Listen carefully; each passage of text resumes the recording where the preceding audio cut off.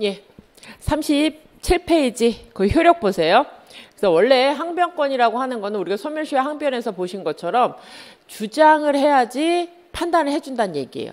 그래서 거기 원래 그래서 이행거절 권능 원래 동시행 항변권은 뭐라 했죠? 단순한 청구가 있을 때는 너 청구 너도 행사할 때까지 나는 거절하겠어 이렇게 할 수 있는 연기적 항변권이라고 말씀드렸죠. 그래서 이와 관련해서는 그 두 번째 동그라미 보세요.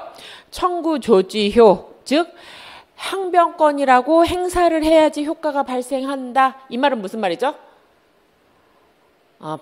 들어왔을 때 자기가 행사를 해야지 효과가 나타난다는 거예요. 아무 말 없으면요. 이행해야 돼요. 원래는 얘는 뭐예요? 채무가 없는 사람이 아니에요. 채무가 있는 사람이기 때문에 이행을 해야 되는 게 원칙이란 얘기예요. 그런데 지금 그래서 여기 보면 항변권자의 원형이 없으면 판사는 뭐라죠? 이 항변권을 존재를 고려하지 않고 원고 승소 판결을 내리게 된다. 왜 그래요? 둘 다 뭐죠? 채무를 지고 있고 둘 다 채권을 갖고 있는 사람이에요. 그래서 권리가 없는 사람들이 아닌데 뭘 할 수 있는 거예요? 나도 있고 너도 권리가 있고 너도 의무 있고 나도가 의무가 있는데 나만 먼저 하라고 하지 말고 너가 이행할 때까지 나도 안 할 거야. 이런 것들이었잖아요. 그래서 이때는 전부 승소, 전부 판결이 이루어지는 게 아니에요. 원래 항변을 하면 뭐래요? 전부 패소, 전부 승소 판결이 아니라 우리가 상환 이행 판결이라고 얘기해요.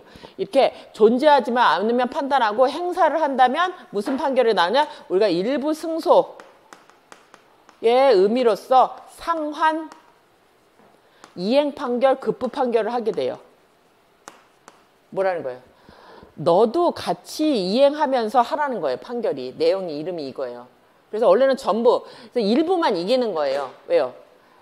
지금 당장 자기가 청구하라고 할 수는 없어요. 뭘 해야 돼요? 자기도 이행해야지 상대방의 이행을 받을 수 있는 거예요. 그래서 일부 승소 의미의 상한 이행 판결이 이루어져요. 행사를 해야지. 안 하면요. 그냥 원래 그 사람도 뭘 갖고 있어요? 우리가 아까 얘기한 대로.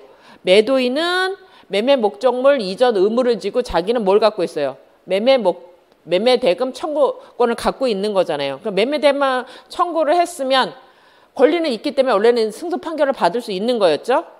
그런데 항변권을 하면 어떻게 돼요? 너도 지급하고선 청구를 해라 이렇게 되는 것들이 있잖아요. 것이기 때문에 여기는 여러분들이 행사를 해야 돼요. 판사한테 주장을 해야지 판결을 해준다는 얘기예요. 그것도 뭐하고 똑같아요? 소멸시효 항변권 할 때 똑같단 말이에요. 소멸시효도 완성됐다고 하더라도 피고가 항변하지 않으면 어떻게 돼요? 그냥 전부 승소 판결 해준단 말이에요. 근데 항변을 하면 어떻게 돼요? 권리 소멸했으니까 그때는 어떻게 돼요? 연기적 항변권이 아니니까 피고가 뭐가 돼요? 기각 판결을 해서 피고가 승소하는 효과, 원고는 기각이 되는 거고 피고한테는 승소하는 효과가 나타나는 건데 여기는 연기적 항변이기 때문에 뭐죠? 지금 당장 아니고 너도 이행하면 너도 상환하면서 이행하라고 판결해라. 이래 이행하라고 이제 얘기하는 판결이 이루어진다는 얘기예요. 그래서 여기는 뭐라 해야 돼요? 이렇게 저 이행에 대한 거절 권능을 쓰기 위해서는 말을 해야 돼요. 주장을 해야지 인정된다는 거예요. 이게 원래 그 의미의 이제 항변권인데 그래서 거기 보세요. 동시행 항변권의 법리 보면 대가로 1번에서 상대방의 이행 자체는 적법한 거다. 항변권이 있다고 하더라도 항변권 자체가 뭐라 그랬어요? 상대방은 권리가 있기 때문에 청구를 할 수 있는 거였죠. 근데 내가 저지를 할 수 있는 권리였잖아요. 그래서 항변권이라는 것 자체는 뭐 거기 보시는 것처럼 청구하는 것 자체는 적법한데 항변권을 행사해서 거절을 하면 그때 그 행사 자체에 대해서 문제가 되는 거죠. 그래서 일단 상대방이 청구를 하는 것 자체가 부적법하다는 얘기 아니에요. 항변권이 존재하고 있을 때. 그리고 항변권을 행사하지 않으면 그냥 어떻게 돼요? 그냥 원고는 권리 있기 때문에 전부 승소판을 받는 거예요. 근데 항변권을 내가 판사님 저 항변권 쓸래요. 동시이행 항변권 얘기하면 그때는 어떻게 돼요? 그때는 상환 급부 판결, 이행 판결이 나타나서 어떻게 되죠? 얘가 전부 하는 게 아니라 어떻게 돼요? 상대방이 전부 승소하는 게 아니라 피고한테 주면서 네가 달라고 할 수 있게 되는 거죠. 이게 이제 여러분들이 이제 보셔야 되는 거. 이게 행사와 안 했을 때 이제 차이점이고, 근데 양가로 2번을 보셔야 되는 거예요. 근데 아무 말 안 해도 효과가 나타나는 게 있어요. 동시이행 항변권을 썼을 때. 원래는 우리가 아까 얘기한 대로 우리가 지금 아까 봤던 대로 봅시다. 부동산 매매하고 관련돼서 부동산 매매가 이루어졌다. 그럼 보통 어떻게 일어난다고 그랬어요? 매매 계약이 체결되면서 매수인이 계약금을 지급하죠. 지급하고 그리고 중간에 중도금 지급 약정을 보통은 하고 그 다음에 잔금하고 뭐죠? 소유권 이전 등기 를 같이 이전하기로 하는 관계로 우리가 계약을 체결하잖아요. 그러면 잔대금이 됐을 때는 동시행 관계에 놓이는 거죠. 이런 관계에 놓이는데 거기 보세요. 그래서 잔금이 그래서 여기서 매수인이 1억 지급했고 여기 3억 지급했고 이제 여기 돌아오면 얘는 6억을 주면서 달래야 되는 거잖아요. 그렇죠? 근데 이제 기일이 도래했어요. 이렇게 기일이 도래했어요. 여기 뭐 예를 들어서 2022년 11월 13일이다. 오늘이에요. 그럼 원래는 어떻게 돼요? 둘이 서로 같이 주고받아야 되는 거죠. 근데 얘는 뭐라 그랬어요? 너 소유권 이전 등기할 때까지 나도 안 주겠다고 얘기하는 거잖아요. 이런 경우에 기일이 도래했는데 서로 아무 말도 안 하고 있는 거예요. 둘 다 안 하고 있어요. 그럼 이때 둘은 채무불이행인가요? 둘 다? 채무불이행인가요? 아까 뭐라 그랬어요? 서로 이행 안 할 권리를 갖고 있는 거잖아요. 왜요? 얘는 너가 줄 때까지 나는 이행 안 할 거야. 동시에 항변권이 있는 거죠. 얘도 나도 네가 돈 줄 때까지 안 줄 거야. 다 항변하고 있는 거죠. 그러니까 얘네들이 지금 이행을 안 하는 것이 위법한 상태는 아니란 얘기예요. 위법한 상태가 아니에요. 왜요? 법에 어긋나는 행동이 아니잖아요. 너 줄 때까지는 나도 안 줄 거야. 상대방도 어떻게 돼요? 네가 돈 줄 때까지는 안 줄 거야를 하고 있잖아요. 그래서 거기 보시면 뭐라고 돼 있어요? 지체, 저지호, 존재호, 당연효라고 얘기를 하고 있어요. 그게 무슨 말이냐? 변제기가 지났어요. 오늘 지나면 오늘부터 원래는 어떻게 돼요? 각각 지연이자가 붙어야 되는 거잖아요. 연체 이행 지체로 인한 손해배상 청구가 각자 있어야 되는 거잖아요. 그럼 이때 인정되느냐 하는 거예요. 이건 인정 안 된다는 거예요. 왜 그래요? 연체라고 하는 거는 내가 지급해야 함에도 불구하고 지급을 안 했기 때문에 그에 따른 불이익을 받는 거잖아요. 근데 나는 지금은 지급 안 할 수 있는 권리가 있는 거잖아요. 뭐 때문에? 동시행 항변권 때문에. 그래서 거기 보면 지체 저지효는 그냥 당연히 인정되는 거예요. 말 안 해도. 서로한테 뭐죠? 서로 양자 간에 다 인정되고 있다는 얘기예요. 그래서 거기 보면 동시행 관계가 있으면 여기 이게 중요하죠. 동시에 관계가 있으면 채무자는 자기의 이행을 하지 않는 것이 정당한 것으로 인정될 수 있는 거예요. 왜 이행 안 하는 거예요? 너도 이행 안 했잖아. 나도 항변권 쓰고 있는 거야. 그럼 서로 어떻게 돼요? 이행 안 할 수 있는 정당한 이유가 있는 거예요. 그래서 여기는 최소한 뭐는 앉아요? 지체 책임을 성립하지 않는다는 거예요. 서로 이유가 있어서 안 주고 있는 거란 말이에요. 그래서 법에 어긋나는 행동이 아니에요. 서로 지체 책임을 지는 게 아니어서 뭐 때문에? 위법성이 조각돼요. 법에 어긋나는 행동이 아니라 법에 따라서 동시에 항변권을 서로 쓰고 있는 거잖아요. 그러니까 위법한 행동이 조각되는 거란 얘기는 뭐죠? 위법하지 않는 행위가 됐다는 얘기예요. 뭐 때문에? 동시행 항변권 때문에. 변제기가 지났어도. 그래서 이거는 반드시 뭘 해야 돼요?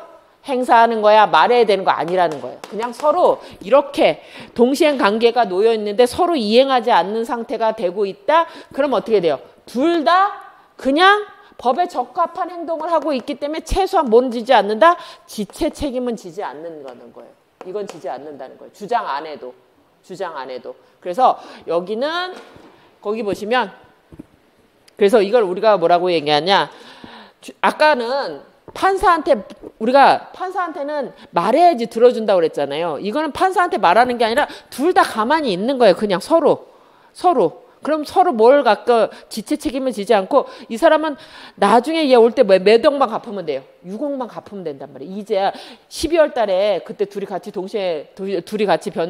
이행을 한다고 할 때 둘 다 6억만 내면 된다는 얘기예요. 이자 안 내도 된다는 얘기예요. 지연 이자 안 내도 된다는 얘기예요. 그래서 이거는 주장하지 않아도 당연히 인정된다. 존재 자체로 인정된다. 그래서 우리가 이거를 존재호 당연효라고 해요.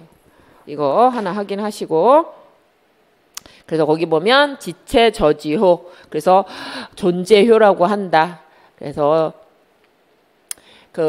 이렇게 이행지체 책임을 지지 않는 것을 셋째 줄 이와 같은 효과는 이행지체 책임이 없다고 주장하는 자가 반드시 동시행 항변권을 행사해서 발생하는 것이 아니라 그냥 동시행 관계만 있다면 지체 책임을 지지 않는 거다. 그래서 우리가 이제 존재호 당연효라고 얘기한다 하고 보시면 돼요.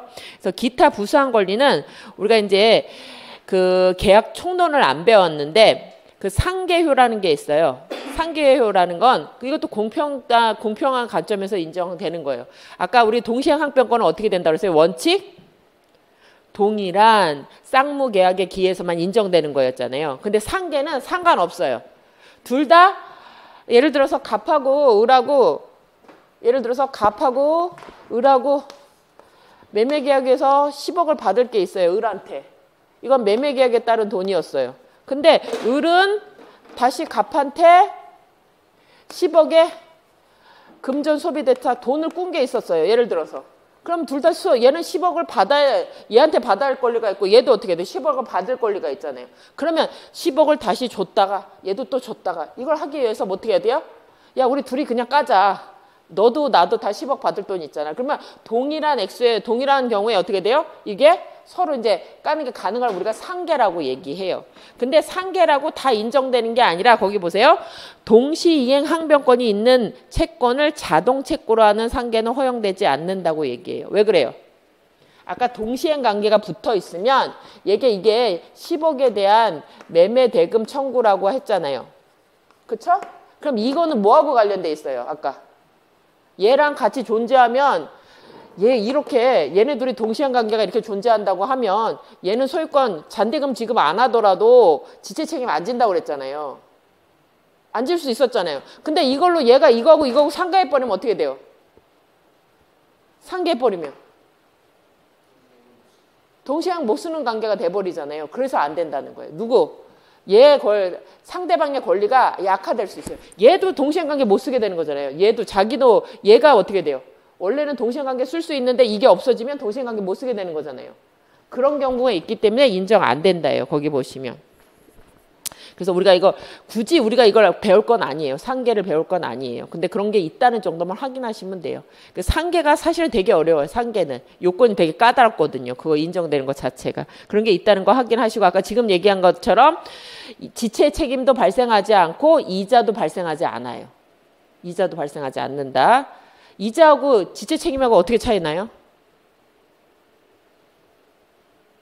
이자는 가실이었잖아요. 우리가 원물과 가실할 때 뭐였어요?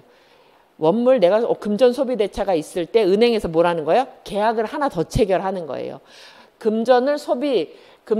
대금을 빌려주면서 뭐라는 거예요? 거기다 이자 계약을 하나 더 하는 거예요. 그러면 원본에 대해서 그 원물의 사용 이자로 그 금전 예를 들어서 1억을 빌렸으면 1억에 대한 사용 대가로 이자를 지급하는 거잖아요. 그래서 이거는 계약에 따른 이자 책임을 지우는 거고 지연 이자는 뭐죠? 지연 이자는 제때 채무를 이행하지 않은 거에 대한 손해배상 책임이에요. 그래서 이자라고 얘기하지만 완전히 다른 거예요. 우리가 이자라고 하는 거는 원본에 대한 사용 대가로서의 가시를 의미하는 거고 지연 이자는 지연 손해금의 줄임말이에요. 그래서 우리가 소멸시효 배웠을 때 어떻게 됐어요? 소멸시효에서 지연 채권은 그냥 손해배상 채권이기 때문에 10년의 소멸시효가 걸려요. 하지만 이자 채권은 1년의 기간으로 정기로 지급할 때는 3년짜리 채권이 해당돼요. 그래서 162조가 적용되니 163조가 적용되니 그래서 이자라고 지연이자라고 얘기하지만 지연 손해금을 말하는 거고 이자는 돈 원금을 빌려준 거에 사용대가로서 해서 새로운 이자 계약에 따라서 이루어지는 것들이에요. 그래서 그게 서로 다른 얘기예요. 그래서 이자가 있다고 하더라도 동시행관계가 있으면 이자는 발생하지 않는다예요. 그거 같이 보시고 3번 보세요. 점유의 불법 여무와 부당이득 의무의 문제. 그래서 동시행 항변권이 있다고 하면 점유를 정당한 권원이 돼요. 왜 그래요? 돈을 줘야 내가 나갈 건데 서로 돈을 못 주고 있는 관계잖아요. 아까 얘기했잖아요. 원래는 갑은 뭐 해줘야 돼요? 여기 매도인은 소유권을 이전해 줘야 되는 거잖아요. 그 날짜가 오면. 그러면 원래는 어떻게 돼요? 매도인은 그 날짜가 지나면 자기는 소유권과 함께 점유권도 이전해 줘야 되는 의무를 지니고 있는 거잖아요. 근데 동시행 관계가 있으면 자기는 얘는 돈을 안 줘도 되고 얘는 집을 이전 안 해줘도 되는 거잖아요. 그렇죠? 이전 등기도 안 해주고 명도도 안 해줘도 되는 거잖아요. 그럼 계속 그걸 사용할 수 있는 권리가 만들어진단 말이에요. 그러니까 그 점유가 뭐가 안 돼요? 불법 점유에 해당하지 않아요. 그렇기 때문에 불법 행위로 인한 그 행위도 되지 않아요. 위법한 행위가 아니란 얘기예요. 아까 지연 이자처럼 마찬가지로 상대방도. 하지만 그 동그라미 2번이 중요해요. 그래서 불법 행위는 아니에요. 위법한 행위는 아니에요. 왜요? 동시행 항변권에 근거해서 점유하고 있는 거잖아요. 그렇죠? 그렇지만 그 사용 수익을 하면 안 돼요. 원래는. 얘는 뭐만 하는 거예요? 원래는. 안 줄 수 있는 권리만 있는 거지 자기가 사용 수익할 권리까지는 있는 게 아니란 말이에요. 그래서 이득을 얻었으면 어떻게 돼요? 원래 가져야 될 사람한테 줘야 돼요. 이게 차이점이에요. 그래서 그 부분. 그래서 동시행 항변권이라고 했을 때 그때 점유 자체가 불법 점유는 아니어서 불법 행위로 인한 손해배상을 청구할 수는 없으나 그렇다고 하더라도 얘가 뭐죠? 적극적으로 사용할 수 있는 권리를 준 게 아니라 뭘 준 거예요? 안 줄 수 있는 권리만 준 거예요. 안 줄 수 있는. 그래서 그걸로 인해서 이득을 얻었다면 원래 사람한테 돌려줘야 된다 하는 거죠. 그래서 그 정도 보시면 되고 쭉 넘어갑시다. 그래서 이 건은 우리가 이제 심화 강의까지 뒤에까지 매매, 임대차까지 다 하신 다음에 또 왔을 때 또 하나 봐야 될 것들이 있고 그래서 방가로 4번 보세요. 거기 부동산 매매에 있어서 소유권 이전 등기와 동시행 관계는 매매 대금 채권의 소멸시효 기산일. 그래서 이제 이거는 1차와 관련돼 있죠. 그러면 동시행 관계에 붙어 있는 매매 대금 채권의 소멸시효는 어떻게 돼요? 우리 1차 할 때 배우셨어요. 아까 얘기했죠. 동시이행 항변권이 붙어 있다고 하더라도 그 사람의 청구권을 행사하는 데는 문제가 있었어요? 없었어요? 청구권을 행사하는 데는 상관이 없었잖아요. 이거 청구권 누가 하는 거예요? 채권자가 권리를 행사하는 거고 항변권은 누가 쓰는 거예요? 채무자가 청구권이 들어왔을 때 막는 권리잖아요. 그러니까 동시행 항변권이 붙어있는 청구권이라고 하더라도 자기가 행사하는 데는 아무 문제가 없잖아요. 근데 소멸시효는 뭘 갖고 따져요?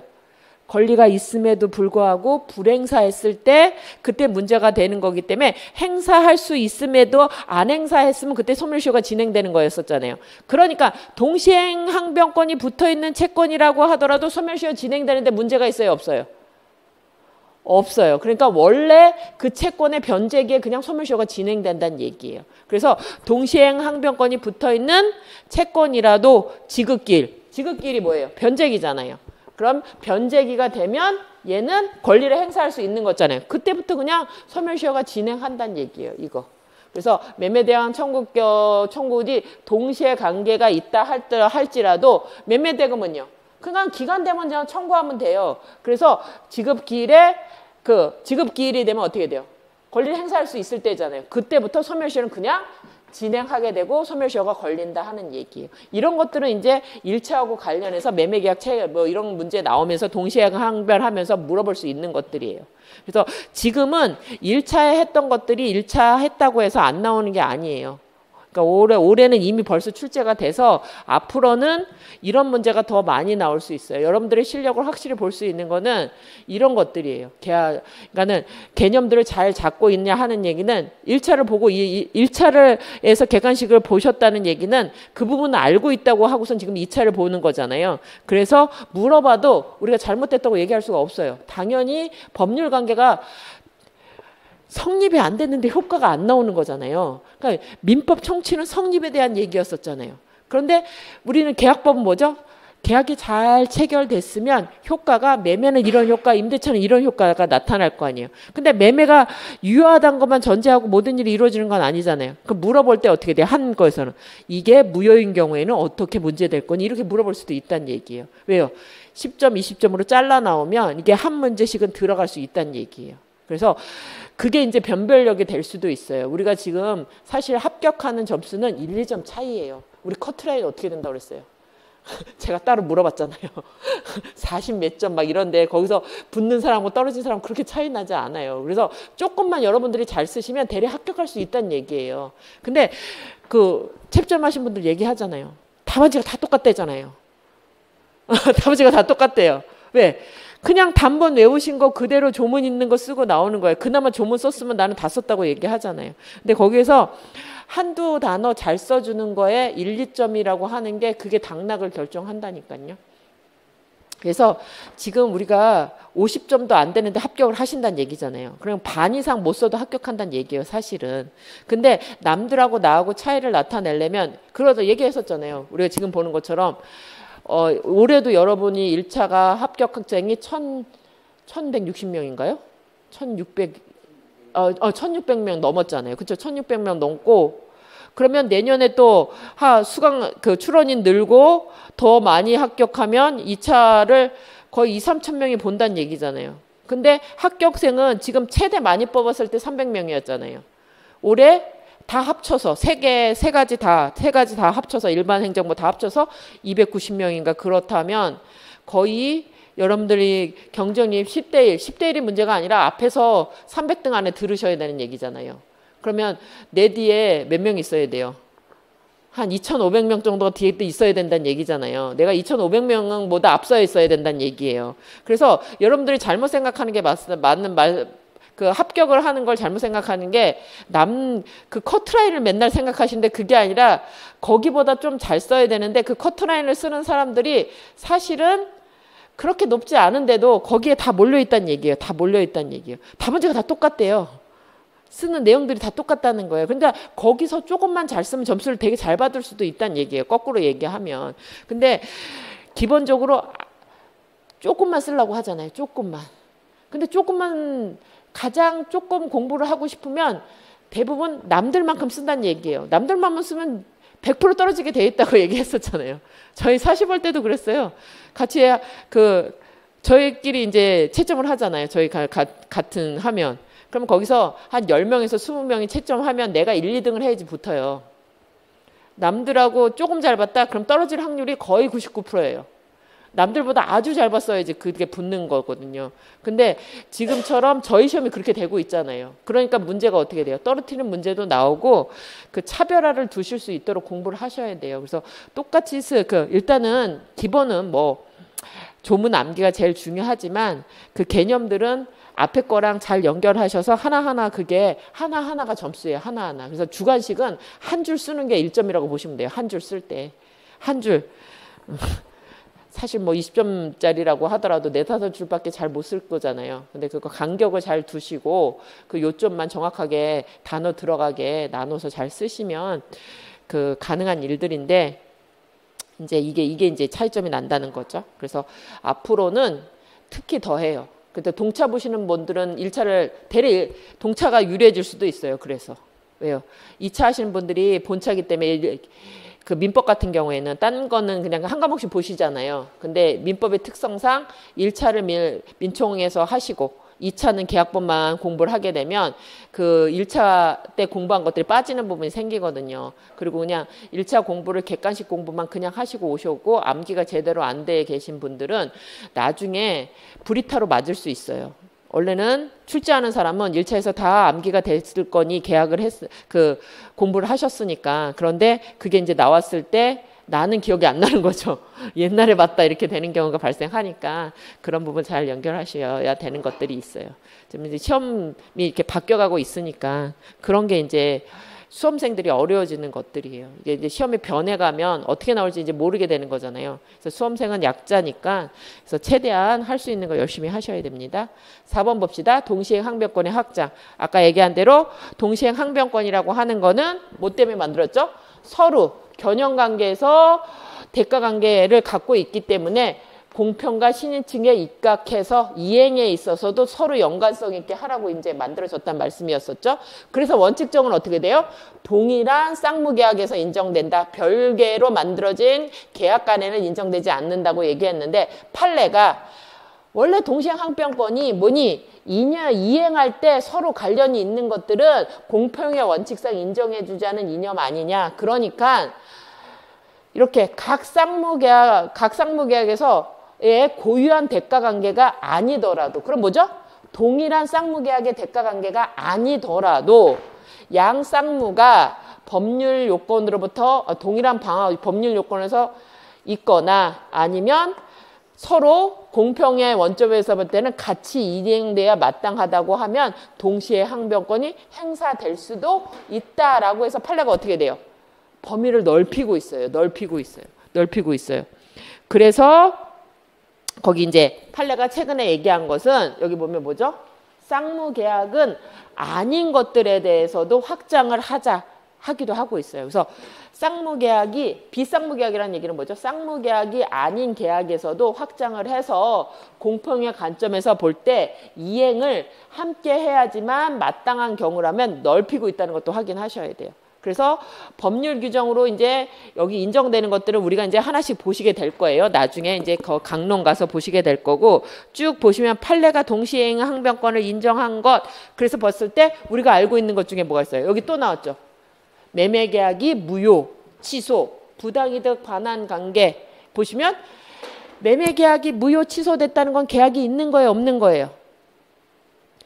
없는 거잖아요. 또 없는 거였잖아요. 계약이 없는 거잖아요. 무효됐으면 취소됐으면 없는 관계잖아요. 그럼 계약이 없는 거잖아요. 쌍무관계 아니잖아요. 계약 자체가 없잖아요. 그럼 이런 경우라도 어떻게 돼요? 무효가 되면 이렇게 계약을 체결했다가 얘가 무효가 됐다. 그런데 무효가 됐는지 모르고 얘는 돈을 주고 한 사람은 물건을 줬다. 매도인은 10억짜리 계약을 맺어서 얘는 물건을 벌써 주고 얘도 돈을 준 거죠. 근데 알고 봤더니 계약이 무효였어요. 왜? 얘가 정신없는 상태에서 사인했다. 권리 능력 없었다. 무효죠. 그럼 돌려줘야 되는 관계가 나오잖아요. 이건 확실히 계약 자체가 없으니까 쌍무계약도 아닌 거잖아요. 하지만 무효 취소가 된다면 어떻게 돼요? 어차피 이 계약관계라고 성립하려고 만들어졌다가 없어졌기 때문에 돌려줘야 되는 관계가 됐잖아요. 그럼 이런 경우에도 이거 뭐죠? 쌍무계약 아니잖아요. 그런 경우에도 쌍무계약이 무효가 되면 서로 계약 때문에 돌려줬으니까 계약이 없어지면 서로 더 같이 돌려주는 관계는 서로 마찬가지란 얘기예요. 공평하게 있으면 공평하게 줬을 거 아니에요. 없을 때도 이것 때문에 준 거니까 동일하게 같이 나눠줘야 돼. 왜 나만 먼저 줘야 돼? 똑같이 얘기할 거 아니에요. 어차피 무효가 됐는데 왜 나만 돈 먼저 줘야 돼? 나만 집을 먼저 줘야 돼? 하는 건 마찬가지일 거 아니에요. 그러니까 이런 경우에도 서로 취득할 것을 반환할 때도 원칙상 어떻게 돼요? 동시에 관계가 된다. 취소된 경우도 마찬가지예요. 취소되면 속은 무효가 되는 거잖아요. 그런 경우에도 쌍방의 원상회복할 때는 동시에 관계가 놓여지게 된다 하는 거예요. 판례가 이런 것들을 다 넓히는 거예요. 왜요? 얘는 분명히 쌍무계약 아니잖아요. 계약이 없는 관계잖아요. 이런 경우에도 적용이 된다. 뭐 이제 쭉 나오시는 것들이죠. 그래서 아까 얘기한 거 이것도 마찬가지라는 거예요. 임대차 보증 종료 시 명도 의무화 보증금 계약이라고 하는 거는 아까 뭐 얘기한 대로 임대차 계약이라고 하는 거는 뭐죠? 한 사람은 집을 사용하게 하고 한 사람은 사용료를 내는 거죠. 이게 대가적 관계잖아요. 근데 보증금 계약은 여기서 또 하나 보증금 계약이라는 게 하나 더 들어가는 거라 그랬잖아요.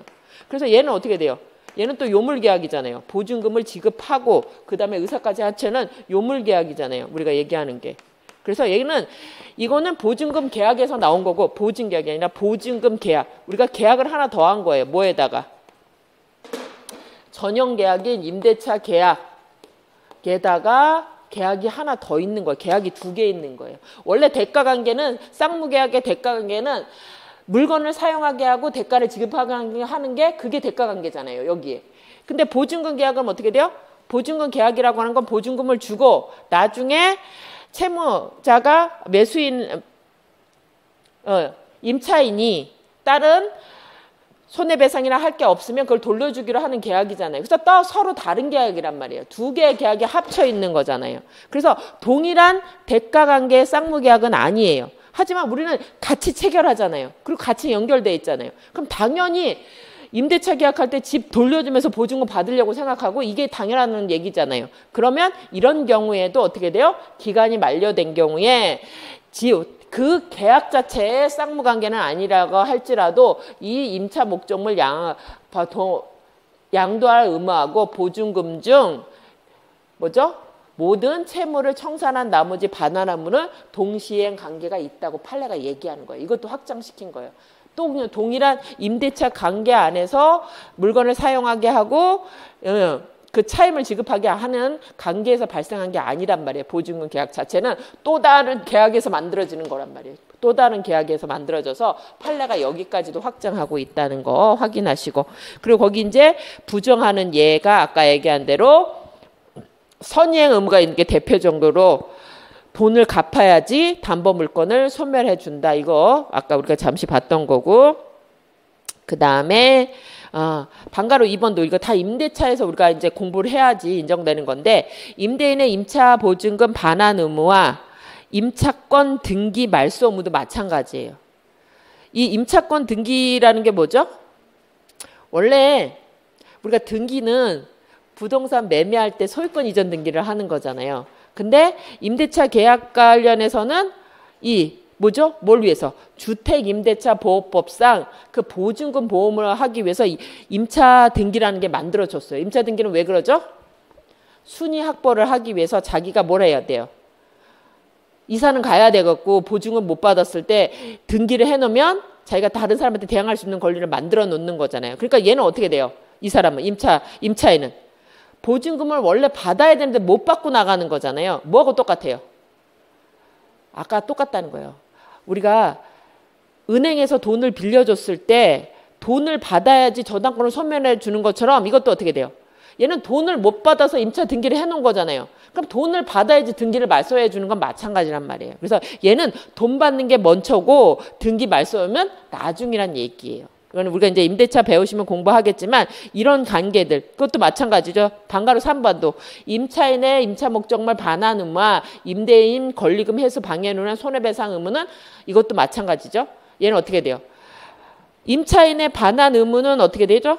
먼저 반환해야 돼요. 근데 권리금 회수를 방해했다. 그럼 나중에 손해가 발생할 거 아니에요. 그렇죠? 이런 관계들은 우리가 이제 임대차 보면서 같이 하실 거예요. 그래서 이런 것들이 있다 하는 것 정도는 지금 이제 목차만 보시라는 얘기예요. 그래서 임대차 가서는 더 이제 하시고 나서 또 볼 거라는 얘기고. 5번 봅시다. 동시행 항변권에도 권리 남용이 해당하느냐? 권리 남용은 어디에 나와 있죠? 조문에 있다를 아셔야 돼요. 2조는 신의성실의 원칙이라고 얘기하지만 2조가 있다부터 확인하셔야 된다고 얘기했었죠. 그래서 문제 나올 때 2조라고 안 나와요. 꼭 신의성실의 원칙이라고 객관식 문제가 나와요. 왜 그래요?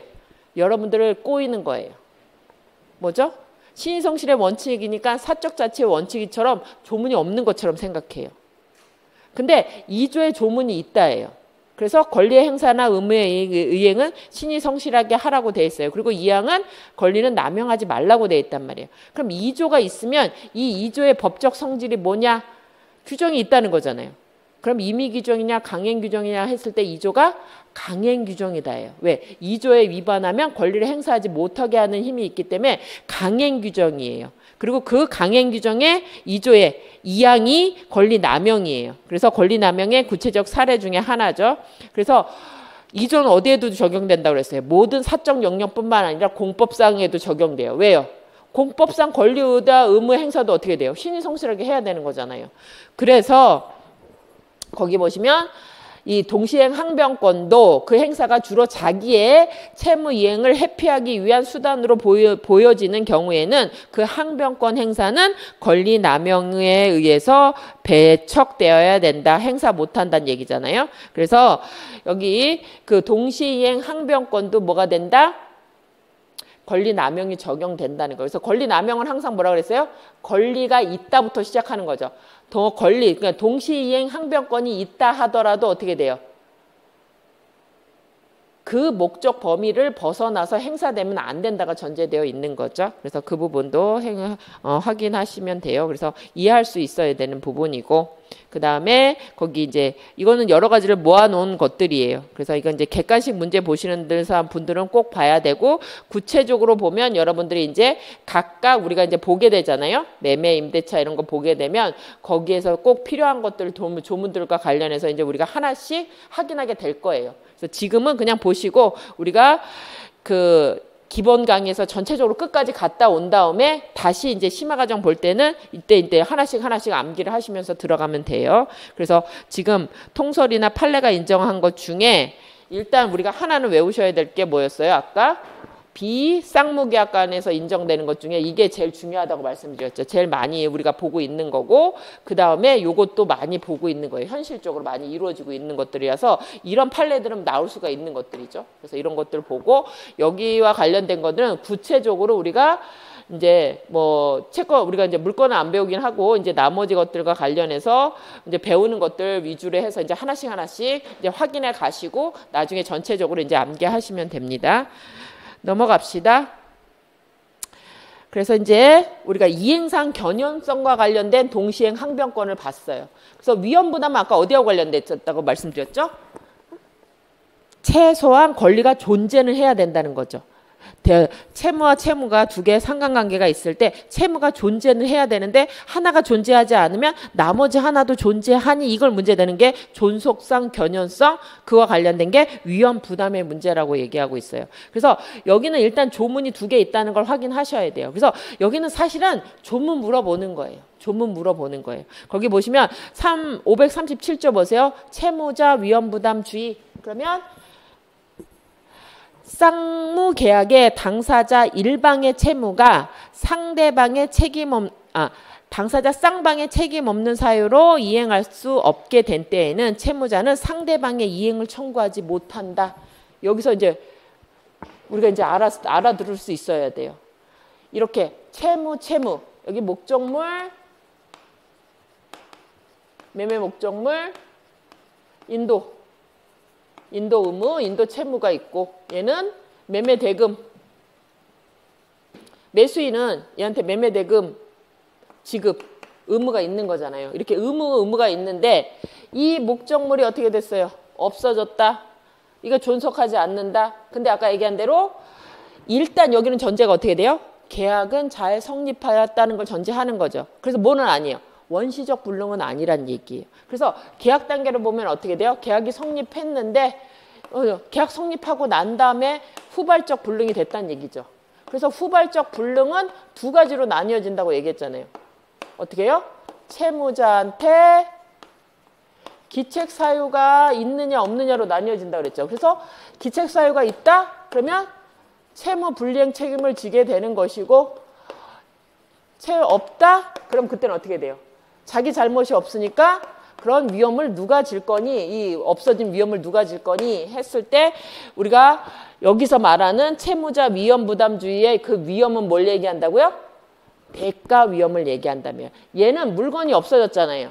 그러면 자기 물건은 없어졌는데 그러면 물건이 없어졌다. 그럼 얘는 뭘요? 10억짜리 이 집을 잃은 거잖아요. 그럼 얘는 원래는 손해를 10억 보는 거죠. 근데 상대방한테 10억을 받으면 얘는 플러스 마이너스 손해를 본 게 없는 거잖아요. 손해를 본 게 없는 거잖아요. 그렇죠?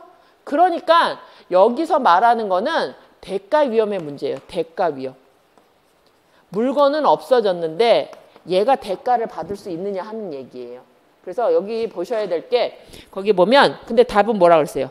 채무자는 자기 상대방의 이행을 청구하지 못한다. 그런 얘기는 뭐예요? 물건은 없어졌는데 10억을 달라고는 얘기 못한다는 얘기잖아요. 그럼 어떻게 돼요? 자기는 물건도 잃어버리고 돈도 못 받으니까 결국 누가 책임을 지는 거예요?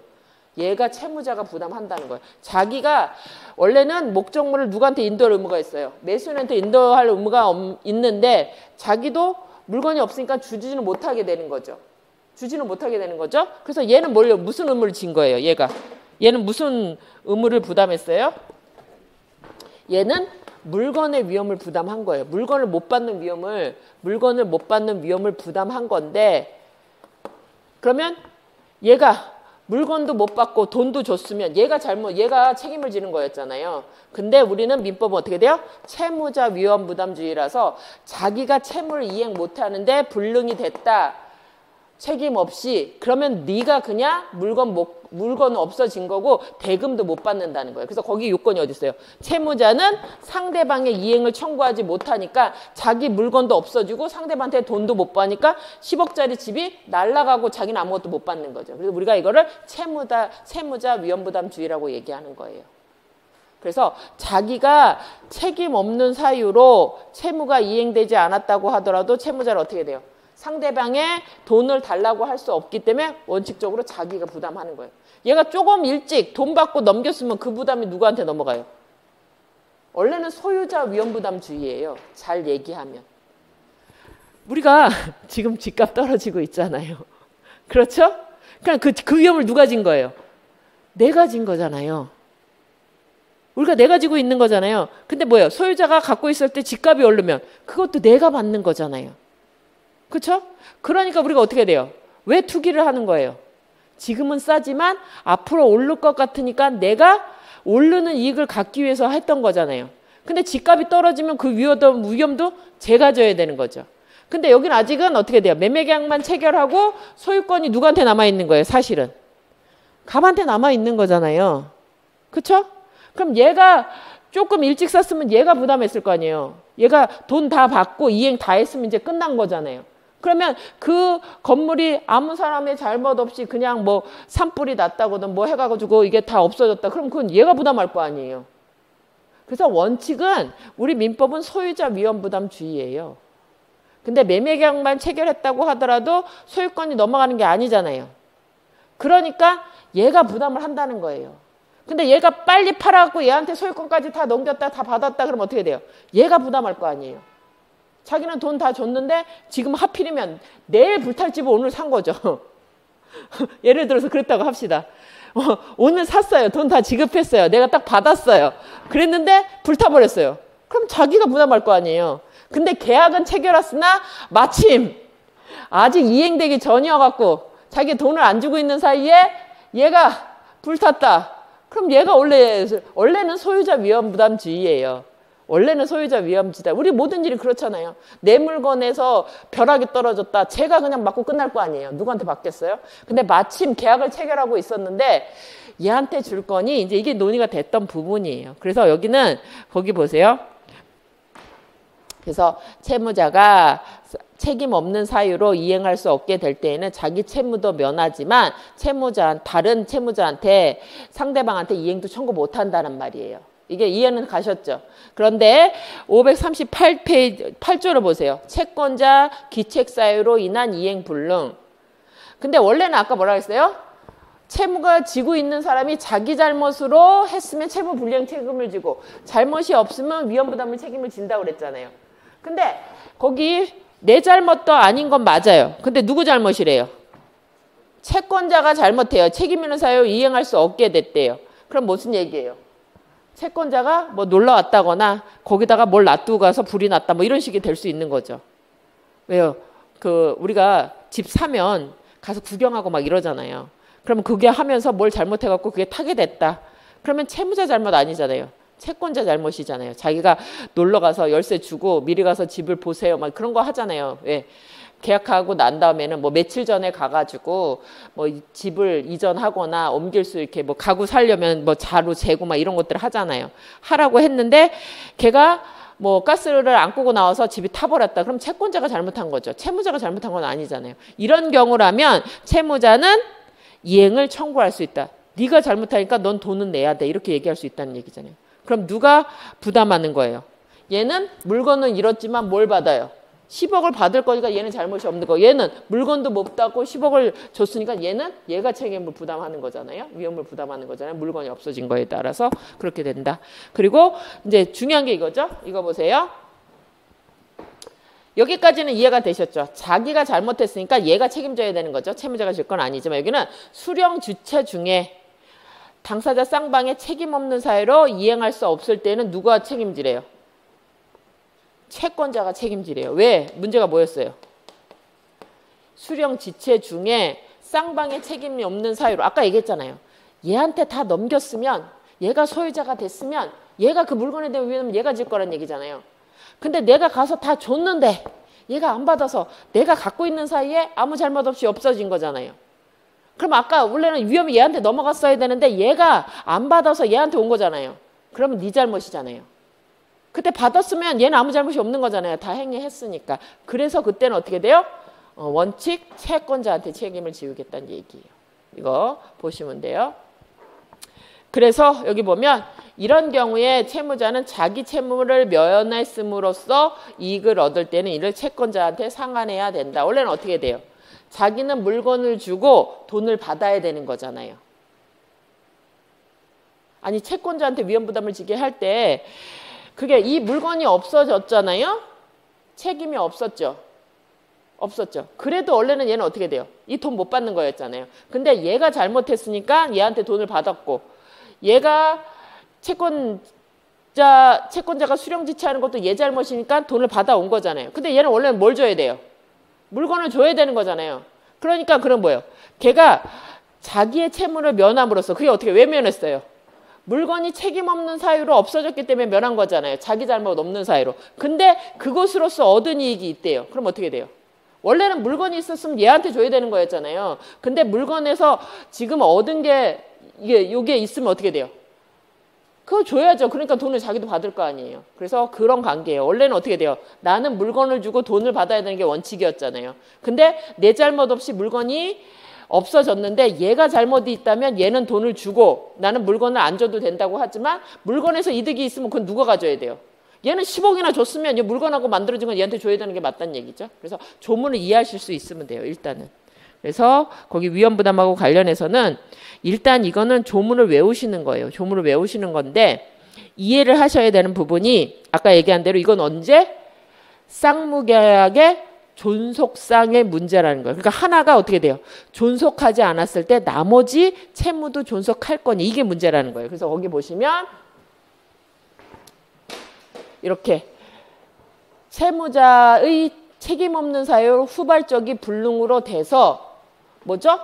얘 채무는 없어졌잖아요. 못 주는 거잖아요. 채무는 없어졌다고 할 때 그 불이익을 누가 기속시키냐? 즉 상대방의 채무도 소멸하느냐 이게 중요한 거예요.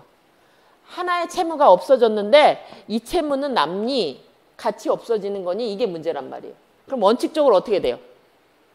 채무자 위험부담주의라는 거는 같이 소멸한다예요.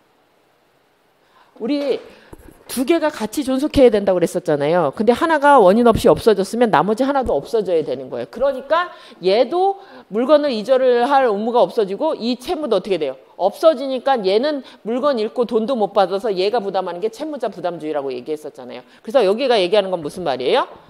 채무가 후발적 불능으로 책임 없이 이행 불능이 됐으면 자기 채무도 소멸하고 남의 채무도 소멸해서 결국은 얘가 책임을 부담한다. 이게 채무자 위험부담주의라는 얘기예요. 존속상의 결혼석이라는 게 그거잖아요. 채무가 하나의 일방의 채무가 존재하면 쌍무계약이니까 상대방 채무도 같이 있어야 된다는 얘기잖아요. 그래서 아까 뭐라고 했어요? 성립상 하나의 채무가 무효가 됐으면 나머지 채무도 계약이 없는 것처럼 무효로 돼버렸었잖아요. 그랬더니 이미 만들어졌다 하더라도 계속 존재하지 않고 얘가 그냥 원인 없이 없어지면 얘도 원인 없이 없어져야 된다. 상대방 채무도 소멸해야 된다. 이게 채무자 위험부담주의예요. 근데 상대방이 거기다 원인을 제공했다? 그러면 상대방 너는 책임을 져. 이게 채권자 위험부담주의로 넘어가는 거란 말이에요. 그래서 여기는 논점이 이거예요. 쌍무 계약에는 두 개의 채무가 같이 성립할 때도 이행할 때도 존속할 때도 두 개가 있어야 된다는 거예요. 그러면 하나만 없어지면 나머지도 없어지는 거예요. 그게 성립상 하나만 분리해 무효 사유가 있더라도 두 개 다 무효 사유가 됐잖아요. 그렇죠? 그래서 물건이 원시적 불능이 되면 돈은 존재하는 대로 그냥 무효가 됐죠. 계약이. 그렇죠? 그게 성립의 견연성이라고 하면 존속의 견연성도 마찬가지란 말이에요. 하나의 채무가 불능으로 후발적 불능으로 없어지면 상대방 채무도 없어진다. 그래서 채무자가 뭘 한다? 돈을 못 받게 되는 위험을 부담한다. 이게 채무자 위험부담주의다 하는 거죠. 그래서 거기 여러분들이 이걸 일단 이해하시면 돼요. 그 존속상 견연성이라는 걸 이해하시면 그 조문의 의미가 그대로 여러분들이 확인하실 수 있을 거고, 그래서 위험이란 급부 자체가 원래 채권이잖아. 채권이 뭐죠? 특정인이 특정인의 어떤 행위를 하게 하는 걸 우리가 급부라고 하잖아요. 그 급부가 상대방의 책임 없는 사유로 불능이 됐을 때 그 불이익을 말하는데, 이때 물건의 위험을 우리가 급부 위험이라고 하고 대가의 위험을 반대 급부 위험이라고 얘기하고, 이때 우리가 말하는 위험 부담의 문제는 이거예요. 대가의 위험이에요. 반대 급부. 모르죠? 돈을 받을 수 있느냐 없느냐의 문제예요. 대가가 돈이잖아요. 이 매매 대금을 받을 수 있느냐 하느냐 문제예요. 그랬을 때 원칙적으로 물건이 없어진 채무자는 돈도 못 받는데, 그래서 그 채무자가 위험을 부담한다 하는 거 확인하시기 바라요. 원래 물건의 위험은 누가 져요? 채권자가 부담한단 말이에요. 얘는 물건 못 받게 되니까. 하지만 대가 위험하고 관련돼서 문제가 된다. 그래서 상대방한테 반대급부에 대한 돈을 받을 수 있는지가 문제된다. 이게 대가 위험이라고 하는데, 일단 우리는 거기 보시면 민법은 원칙 채무자 위험 부담주의를 취하고 있고, 예외적으로 채무자한테 기책 사유가 있거나 채권 지체 중에, 수령 지체 중에 발생했을 때 우리가 채권자는 반대로 돈을 지급해야 될 의무를 지게 된다. 그래서 민법의 규정에 두 가지가 있는데, 이건 임의 규정이에요. 그럼 그 말은 무슨 말이에요? 당사자가 우리는 네가 지기로 했다. 뭐죠? 채권자가 지기로 합의할 수도 있단 말이에요. 원칙은 원래 채무자 위험 부담주의인데, 그래서 그걸 확인하실 수 있으면 돼요. 그래서 원칙 채무자 위험 부담주의다. 채무자가 쌍방 책임에 없는 사유로 이행 불능되면 뭐죠? 대가 위험을 못 받게 된다. 돈을 못 받게 된다예요. 그래서 여기 상대방의 이행을 청구하지 못한다. 이 말이 무슨 말이라고요? 물건만 없어지는 게 아니라 자기는 뭐죠? 돈도 받을 수 없게 되는 대가 위험을 부담하게 된다. 반대급부, 반대에 돈을 못 받게 된다. 이런 의무가 여기 들어가 있다는 얘기죠. 이행을 청구 못한다. 그래서 거기 보시면 요건이 그대로 보시면 되죠. 쌍무계약에서 그 양 당사자의 규책 사유에 없는 불능이다. 그래서 후발적 불능의 경우에 인정되는 것인데, 후발적 불능에서 뭐죠? 채무자가 기책 사유가 있을 때는 이행 불능, 채무 불이행의 문제고 불법행위, 위험 부담의 문제는 아니다는 거. 그래서 여기는 계약 성립 후 불능, 이게 뭐죠? 후발적 불능이잖아요. 계약 성립 당시의 불능 원시적 불능이잖아요. 그래서 이 성립 후 발생한 불능이다. 그래서 성립 당시의 원시적 불능의 경우에는 그때는 위험 부담이 아니라 아까 무슨 문제였어요? 그건 계약 체결상의 가심책임 문제였고, 우리가 지금 하는 거는 후발적 불능에다 플러스 뭐죠? 양 당사자 책임 없는 채무자의 이 규책 사유 없는 경우를 말한다 하는 거 보시고, 그랬을 때 반대급부 자체도 소멸된다. 내급부도 소멸되지만 뭐죠? 반대급부 대가 위험. 그래서 채무자도 채권자의 권리도 소멸돼서 채무자는 상대방한테도 이행 청구 돈 못 받는다. 그런 얘기죠.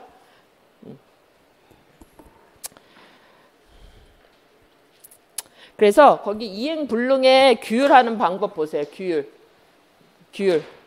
계약이 이행 불능됐다. 그랬을 때는 계약 체결 후에 규율은 아까 얘기한 대로 쌍방의 규책 사유가 없을 때는 반대 청구 못한다 해서 위험 부담의 문제로 해결하지만, 계약 당시 이미 이행이 불능됐다. 이게 무슨 말이에요? 원시적 불능이잖아요. 원시적 불능. 이거는 우리는 여기 계약 체결의 가실 책임으로 규율하고 있다 하는 거. 이제 판례가 그걸 두 개로 나누고 있는 거고, 거기 채무의 일부 불능의 경우에는 원칙적으로 어떻게 됐죠? 일부 불능의 경우에는 그 일부만으로는 목적을 달성할 수 없다. 그럼 전부 불능이나 똑같아진다는 얘기예요. 그 아닌 경우에는 우리가 그 여부를 가지고 이제 판단을 해야 된다 하는 거. 대상 청구권은 넘어가시고, 그래서 그러면 그 위험이 항상 채무자만 부담하느냐? 아까 어떻게 된다고 그랬어요? 우리가 물건하고 돈을 다 받았으면 매수인이 이제는 주 소유권자가 돼서 위험을 부담했을 거 아니에요. 원래는 얘가 계약을 체결하고 이행기가 좀 빨라서 얘가 다 이행을 해줬으면 얘가 부담할 거 아니에요. 그 위험을. 그러면 얘는 계약을 체결했다는 얘기가 뭐예요? 팔겠다는 얘기잖아요. 그러면 그때 위험이 언제 이전할 거니? 이거 이제 논의가 된 거예요. 논의가 된 거예요. 그래서 그 위험의 이점 보세요. 채무다 위험지라고 해석해서 채무자가 언제나 위험 부담을 한다는 의미는 아니에요. 그래서 채무자가 일정한 시점까지만 부담을 하지만 그 위험은 누구한테 넘어가야 돼요? 이제는 소유자가 얘한테 대야 되는 거잖아요. 얘한테 대야 되는 거잖아요. 그래서 파는 거잖아요. 안 팔았으면 그냥 내가 다 위험을 부담할 거 아니에요. 이런 문제가 나오지도 않잖아요.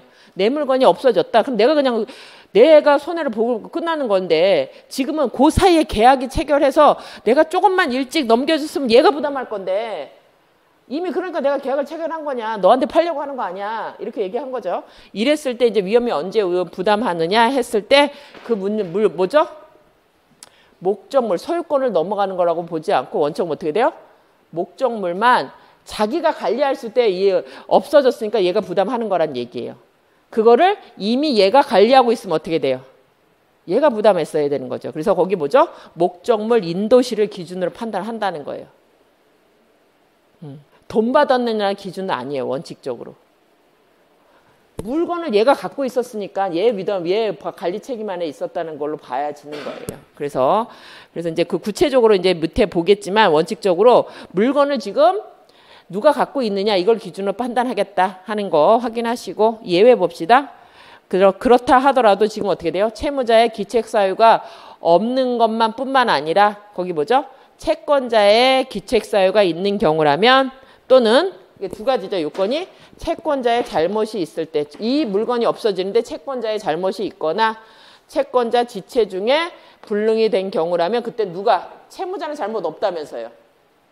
채권자가 잘못이 많다면서요. 그러면 얘가 어떻게 돼요? 얘가 위험을 부담해서 얘도 이 10억에 대한 어떻게 이행 책임을 진다. 그래서 얘는 대가를 지급해야 되는 의무를 지게 된다. 그래서 두 가지 사유 확인하시면 돼요. 거기 두 가지. 근데 이제 다 차이점이 그거였어요. 아까 채무자한테는 기책 사유가 없어야 된다고 얘기했었잖아요. 왜요? 기책 사유가 있으면 채무 불이행, 기책 사유가 없으면 위험 부담이라고 얘기했었잖아요. 그러면 여기서 채권자에게 책임 있는 사유라고 했을 때 똑같은 의미냐 하는 거예요. 채무자가 여기에다가 관리 책임을 지는 거 자기가 그런 거하고 똑같으냐? 그렇진 않다는 얘기예요. 여기는 이때 우리가 채권자의 책임 있는 사유라고 했을 때 뭐하고 똑같이 보지 않는다? 채무자의 기책 사유가 같은 개념은 아니고 여기는 비난받을 정도면 가능하다는 거예요. 비난받을 정도면. 이게 정도의 차이가 달라져요. 얘는 원래는 얘가 자기가 관리할 거 아니잖아요. 인도 받을 때까지는. 얘가 관리하는 거 맞잖아요. 그래서 기책 사유로 따진다고 하면 얘는 책임이 없어요. 원칙적으로. 그렇잖아요. 아직 인도 전이면 얘가 물건을 잘 보관했다가 얘한테 이전해 줘야 되는 거지 얘가 거기다 책임을 져야 될 건 아니란 말이에요. 그래서 여기에서 말하는 거는 채무자한테 주의 의무를 위반한 만큼 요구되는 건 아니란 얘기예요. 그걸로 판단한다면 얘는 하나도 책임이 없어야 돼요. 아직은 얘가 관리하고 있는 거잖아요. 자기 집을.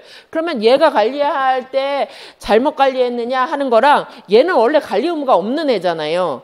그랬을 때 비난받을 정도리 하는 건 차이가 나야지 얘한테 귀속시킬 수 있다는 얘기예요. 그래서 여기는 채무자의 기책사유 같은 개념이 아니라 급부불능을 초래하는데 신의 측상 비난할 정도가 되면 된단 말이에요. 그래서 얘하고 똑같은 주의 의무는 아니란 얘기예요. 얘는 원래 관리할 애였기 때문에 잘 관리해야 되는 건데 그래서 얘는 기책사유가 있느냐 없느냐 하고 얘하고는 그 차이 정도가 다르다는 거예요. 얘는 어떻게 돼요? 그렇게 하는 거는 넌 잘못이야 라고 정도만 돼야 되면 가능하다는 거예요. 그래서 거기 보면 여기 보세요. 그래서 판례가 뭐라고 얘기했냐. 다르다라고 얘기하면서 여기 책임 있는 사유란 채무자의 어떤 자기 행위나 부작위가 그냥 채무자의 이행 실현을 방해하는 거야. 방해. 자기가 적극적으로 막 의무가 있는 건 아니었잖아요. 근데 얘가 하는 걸 방해하거나 채권자가 이를 피할 수 있었다는 점에 대해서 그렇게 하지 않을 수도 있는데 너는 그렇게 했잖아. 그러니까 비난받을 정도기만 하면 인정될 수 있다는 얘기예요. 얘는. 그래서 이 정도 확인하세요. 그래서 일단은 여기는 구체적으로 보단 뭐 정도만 하시면 돼요. 채무자의 기책 사유가 같은 정도는 아니고 더 낮은 정도란 얘기예요. 왜요? 원하는 그 의무의 정도가 다르기 때문이에요. 원하는 의무의 정도가 다르기 때문이다 하는 거 확인하시고, 그래서 이행 주체 중에는 책임 없는 사유라고 하더라도 책임을 지게 된다. 뭐 때문에? 네가 그때 받았으면 나는 너한테 주고 네가 물건을 갖고 있으니까 네가 질 건데 네가 안 받아서 내가 책임을 지고 있다. 이 정도의 비난 가능성만 있으면 된다는 거예요. 그래서 인정되는 것이고, 가보시면 채권자의 수령지체에 해당하는 변제 방법. 그러면 채권자 지체가 되기 위해서는 어떻게 돼요? 변제를 제공했는데 안 받았어야 되는 거잖아요. 그럼 얼마만큼 변제를 제공했어야 되느냐? 원래는 어떻게 돼야 돼요? 갖다 줘야죠. 아까 가엘 아저씨처럼 우리 집에 문화까지 갖다 줘야 되는 거죠. 이게 현실의 제공이죠. 이게 현실의 제공이에요. 그런데 거기 보세요. 다만 첫째 줄 보세요. 미리 변제받기를 거절하거나 채무자의 이행에 채권자의 행위를 요하는 경우. 그래서 어떻게 돼요? 그냥 어떤 경우는 채무자가 그냥 갖다 주면 이행되는 게 있어요. 근데 어떤 일은 뭐죠? 채권자가 확인해 줘야 되는 일들이 있잖아요. 왜? 우리가 벽지 발라야 되려면 아줌마가 미리 골라야지 아무것도 발라주는 거 아니잖아요. 이렇게 채권자가 이행을 하기 위해서는 채권자의 이행이 필요한 행위들이 있단 말이에요. 이런 것들의 경우에는 제가 갈게요. 어떤 걸로 하시겠어요? 물어보는 게 그게 이행이 제공이 된단 말이에요. 현실적으로 안 가져가도 이게 제공이 될 수 있고, 또 문제가 되는 거 거기 있죠? 자기가 절대 안 받겠대요. 이행 안 받겠대요. 싸우는 경우 있잖아요. 막 얘기하다가 난 안 할 거야 막 그러면서 이제 싸우는 경우들 있잖아요. 이런 경우도 우리가 제공을 해야 되느냐? 그랬을 때는 제공조차 안 해도 이행이 제공이 있다고 보는 것들이 있어요. 서로 이제 하긴 하는데. 근데 이런 여러 가지가 이행 제공에 포함된다 하더라도 지금은 그거는 뭐죠? 채무자가 이거는 책임을 면하기 위한 방법이에요. 이것들은. 근데 지금 여기서 이게 우리가 538조 2랑 2무에서 채권자의 수령지체에 대해서는 책임이 누구한테 넘어왔어요? 얘한테 넘어가서 얘가 10억을 여기다 줘야 되는 거냐 안 줘도 되느냐의 문제잖아요. 아까는 내가 채무가 있는데 현실적으로 갖다 줘야 되는 경우도 있고, 제가 굳이 제 행동이 필요하거나 뭐 이런 경우에는 전화해가지고 이렇게 됐으니까 언제까지 갈까요? 이렇게 얘기하면 되는 경우도 있죠. 그리고 어떤 거는 자기는 절대 안 받겠다면 저 다 해놨는데 말 안 해놔도 되는 경우가 있다고 하지만, 이건 뭐죠? 자기가 채무를 면할 때 그렇다는 거예요. 근데 이건 어떻게 되죠? 얘가 질 위험 부담을 얘한테 옮기는 행위잖아요. 이 채권자 위험 부담의 경우에는 아까는 10억을 안 줘도 되는데 얘는 10억을 주게 되는 행위가 발생하는 거잖아요. 그래서 이런 경우라면 어떻게 돼야 돼요? 채권자 수령지체는 상대방의 쌍방의 책임 없는 사유로 임행할 수 없게 된 때에 해당하기 위해서는, 즉 이거 어떻게 돼요? 책임이 누구한테 넘어가요? 채무자에서 채권자로 넘어갈 때는 최소한 현실로 제공하거나 구두를 제공을 해서 상대방이 자기한테 넘어올 거를 알려주기는 해야 된다는 얘기예요. 아무 말, 이런 요건, 영구적으로 안 뵙겠다고 하더라도 그냥 아무 말 안 할 경우에는 상대방한테 이전되지는 않는단 말이에요. 그게 차이란 얘기예요. 여기도 이 부분도 확인하셔야 돼요. 그래서 이거는 단순히 자기 채무를 면하는 게 아니라 뭐예요? 상대방한테 10억을 안 갚아도 될 걸 부담을 시키는 행위잖아요. 그러니까 그때는 알려주는 해야 된단 말이에요. 최소한 구두로 나는 제공했어요. 알려줘야지 이전의 효과가 나타난다는 얘기예요. 그래서 그 부분도 여러분들이 한번은 체크를 하세요. 근데 이게 쓰기가 쉽지 않아요. 쓰기가 쉽지 않아요. 그래서 앞에 것들을 그냥 여러분들이 이제 암기할 때는 그 맨 위에 있는 것처럼 채무자의 채권자의 영구적 불수령이 있다고 하더라도 뭐 현실적 제공이 구두 제공은 필요하다. 이제 이거와 관련해서 이제 확인하시면 되는데, 우리가 이제 나중에 문제 한번 풀어볼 거예요. 이거 관련해서는. 효과 봅시다. 그래서 효과는 채무자의 반대 급부 청구권이 인정된다요. 아까 원래 채무자 부담주의에서는 자기 채무도 소멸하고 상대방 반대 채권을 청구 못한다고 그랬잖아요. 근데 채권자의 책임 있는 사유가 있거나 이렇게 채권자 실형 지체 중에 인정된다면 그때는 누구한테? 상대방한테 10억을 청구할 수 있게 되는 경우죠. 가능하다. 그래서 이제 그 판례가 예로 나온 거 보면 사용자의 부당해고라고 하는 건 뭐죠? 원래는 얘가 해고될 사람이 아닌데 사용자가 지금 억지로 위법하게 잘랐다는 얘기잖아요. 그렇게 되면 이 사람이 채무를 이행하지 못한 게 누구 잘못이냐 하는 거예요. 한쪽은 채무를 이행 못하게 된 거잖아요. 왜요? 잘렸으니까. 권리가 채무가 소멸해버린 거잖아요. 나가고 싶은데 얘는 못 나간 거잖아요. 그러면 노임을 받고 싶냐 이거잖아요. 원래는 어떻게 돼요? 내가 이제 채무가 없어졌으면 회사도 나한테 임금 안 주는 게 원칙이라고 얘기했었잖아요. 근데 뭐예요? 채권자한테 귀책 사유가 있다거나 책임 있는 사유가 있거나 채권자 수령 지체에 있을 경우에는 뭐죠? 임금을 달라고 할 수 있는 거잖아요. 근데 여기는 어떻게 됐어요?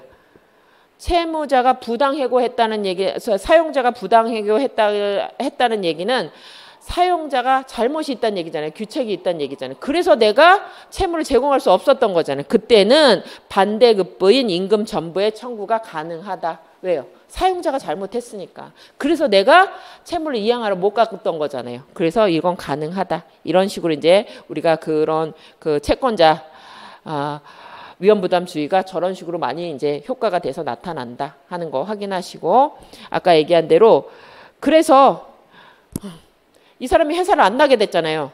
부당 잘려서. 그래서 그동안 이 사람이 뭐 택시 운전을 하던 그걸 할 때는 알바를 하는 거죠. 뭐 요새 배달 알바를 하던. 그래서 임금을 벌었다 그러면 어떻게 돼요? 그 이익은 상환해 줘야 돼요. 원래 이 사람이 어떻게 돼요? 월급을 다 받으려고 그러면 맨날 그 시간 동안 원래는 회사에 나갔어야 되는 거잖아요. 그러니까 그 이익된 범위는 어떻게 돼요? 공제해야 된다는 얘기예요. 빼줘야 돼요. 왜? 회사를 나갔으면 그 알바 못했을 거 아니에요. 그렇죠? 그 근로를 제공해야 되니까 이런 경우가 면하게 된다. 그래서 거기 보면 채권자가 예외적으로 위험을 부담하는 위 두 경우에 채무자는 자기 채무를 면함으로써, 그게 무슨 말이에요? 회사를 안 나가게 됨으로써 다른 이득을 얻었을 때는 그건 어떻게 돼요? 회사한테 그만큼은 상환해야 되는 거죠. 회사에 나갔으면 못 벌었을 이득이잖아요. 그러니까 그만큼은 상환해야 된다 하는 거. 그리고 상관관계가 있어야 된다. 위험의 이전 봅시다. 아까 얘기한 대로 원칙적으로 채무자 위험부담주의가 원칙이지만 거기서 말하는 건 대가 위험을 말한다고 말씀드렸죠. 그래서 원칙 목적물을 이전하기 전에 채무자가 부담한다. 하지만 여기 중요한 건 뭐죠? 목적물을 이전하기 전에는 채무자가 부담한다. 자기가 물건을 갖고 있을 때는 자기가 부담하는 거잖아요. 근데 채무자가 채무의 이행을 마칠 때는 그 얘기는 뭐죠? 목적물 얘한테 가면 물건은 여기 있어요. 그럼 물건이 없어지는 책임은 누가 져야 돼요? 얘가 책임지는 거잖아요. 그러면 그때의 경우에는 어떻게 돼요? 물건이 없어졌다? 그럼 얘는 돈 받을 수 있는 거죠. 자기는 물건 준 거 다 줬으니까. 그래서 거기 동산인 경우에는 어떻게 돼요? 인도할 때 인전되는 거고, 부동산일 때는 원칙적으로는 등기 이전할 때 이전된다고 하지만 등기 전에 목적물 인도가 있었으면 그때 위험이 이전된다고 봐요. 아까 원칙적으로 뭐라 그랬어요? 소유권자 위험 부담의 원칙이라고 얘기했잖아요. 그러니까 이미 소유권을 넘겨줬다? 그러면 소유자 네가 책임져야지. 계약은 그래서 한 거잖아. 너한테 팔았잖아. 나는. 이렇게 되는 거죠. 그래서 그거 보시면 되고, 이행지체가 있으면 쌍방이 책임이 없는 사유로 이행불능이 됐을 때 채무자 위험으로 이전되게 된다. 그래서 우리가 이제 위험부담 다 보셨어요. 그래서 정리자료만 보고 갑시다. 정리자료 보고 시실 텐데, 위험부담 보세요. 위험부담. 그래서 여기도 위험부담하고 관련해서 제일 중요한 거는 어떻게 왜 인정되느냐 하는 거예요. 지금 보신 것처럼 쌍무계약에서 일방의 채무가 책임있는 사로 이행불능이 됐다. 그래서 한 사람 일방의 요것 때문에 이런 이유 때문에 일방의 채무가 소멸했다. 그럼 원칙적으로 어떻게 된다요? 우리는 존속상의 견형성 때문에 그 불이익을 누가 부담할 거냐와 관련했을 때 하나의 채무가 없어졌을 때 나머지 채무도 소멸한다고 얘기하잖아요. 그래서 원칙적으로는 채무자 위험부담주의다. 자기 채무도 소멸하지만 상대방 채무도 소멸하기 때문에 채무자는 상대방의 채무를 이행을 청구하지 못한다. 그래서 어떻게 돼요? 자기 물건은 없어지고 돈도 못 받아서 결국 자기가 물건값에 대한 불이익을 받게 되는 거죠. 그래서 이게 그대로 적혀져 있는 거예요. 이렇게. 그래서 요건은 쌍방의 책임 없는 사유로 이행할 수 없게 됐을 때, 즉 뭐죠? 채무자의 기책 사유가 없을 때, 그때 자기가 이전할 의무는 면하게 되지만 채권자한테 반대급부를 청구할 수 없게 됐기 때문에 돈을 못 받잖아요. 그래서 결국 대가 위험을 부담하게 된다. 그래서 이게 채무자 위험 부담주의다. 하지만 채권자의 책임 있는 사유로 불능이 된 경우다. 채무자의 기책 사유가 아니고 그 다음에 채권자의 수령 지체 중에 쌍방의 책임 없는 사유다. 그랬을 때는 어떻게 돼요? 그랬을 때는 누구한테? 채무자가 상대방한테 이행을 청구할 수 있다. 그럼 뭐죠? 10억을 받을 수 있는 거잖아요. 그때는 누가? 채권자가 위험 부담을 하는 결과가 된다 하는 거. 그렇기 때문에 자기는 이걸 넘겨주지 않고 돈만 받은 거잖아요. 그러면 여기에서 물건으로 인한 다른 이익이 있었으면 그 물건은 원래는 얘한테 줘야 될 거였었잖아요. 자기가 돈을 받았으면 얘한테 줄 거니까 여기 물건이 없어짐으로써 이득을 얻었다면 그건 누구 거예요? 얘한테 줘야죠. 10억을 얘는 다 준 거니까. 그래서 이런 관계에 있다는 거. 이제 여기는 지금은 조문을 잘 이해할 수 있느냐 하는 거예요. 이해만 하실 수 있으면 돼요. 그래서 어떤 관계에 있는지 일단은 기본 강의에서는 조문에 대한 것들을 잘 확인하실 수 있는 게 첫 번째예요. 그래서 그 부분 확인하셔서 거기 예외 요건에서는 채권자의 책임 있는 사유로서 인정되는 경우인데 이때 책임 있는 사유는 채무자와 똑같은 규책 사유가 아니라 신의칙상 비난받을 정도면 인정되는 것이고 그 다음에 채권자 지체 중에 쌍방의 책임 없는 사유라고 할 때는 채무자는 채무 불이행으로 인한 책임을 면하기 위해서는 수령 거절이 명백한 경우라고 하더라도 구두 제공은 불료하지만 자기가 책임을 면할 때는 구두 제공은 없어도 되지만 아까 얘기한 대로 위험 부담을 면하기 위해서는 채권자한테 위험을 전가하는 거기 때문에 뭐죠? 구두 제공은 현실의 제공 또는 구두 제공은 필요하다예요. 두 개가 다른 거예요. 그러니까 자기가 채무를 면하는 게 아니라 상대방한테 책임을 지우기 위해서는 최소한 알려는 줘야 된다는 거예요. 현실적으로 갖다 주거나 전화라도 해야 되는 거지 아무것도 안 하는 건 아니란 얘기예요. 그 부분만. 저게 제일 어려운 부분이고 그래서 효과는 누가? 자기 채무를 면하지만 채권자는 책임을 면하지 못하기 때문에 반대 급부 청구가 가능하다. 그게 이제 채권자 위험 부담주의가 된다. 그렇기 때문에 채권자는 어떻게 돼요? 돈을 갚아야 되고 자기는 채무를 면함으로써 인해서 물건을 안 이전해도 되는 경우에서 얻게 됐을 때 그 부분에 이득이 있으면 그건 돌려줘야 된다. 아까 얘기한 대로 사용자가 부당 해고했을 때 내가 회사를 안 나는 동안 이득을 얻었으면 그거는 월급을 내가 다 받을 거니까 그건 돌려줘야 된다는 거죠. 그 부분도 확인하시고 그리고 위험의 위전에 관련해서는 특정물 매매에서는 원칙적으로 인도하면 이전된다고 보고 부동산의 경우에는 뭐죠? 등기가 이전했을 때 이전된다고 보지만 등기 전에 인도가 있으면 인도 시에 이전된다고 본다 하는 정도 확인하시면 돼요. 그래서 이 정도 보시면 우리가 위험 부담에 대한 것들은 다 보신 거예요. 근데 이제 구체적으로 이제 하나씩 암기하거나 이런 것들은 이제 우리가 나중에 더 볼 건데 일단은 조문 암기가 되는 게 일단 필요하고 이해하시면 됩니다. 그래서 여기까지 하시고 우리가 잠시 쉬었다가 제3자를 위한 계약 보도록 하겠습니다.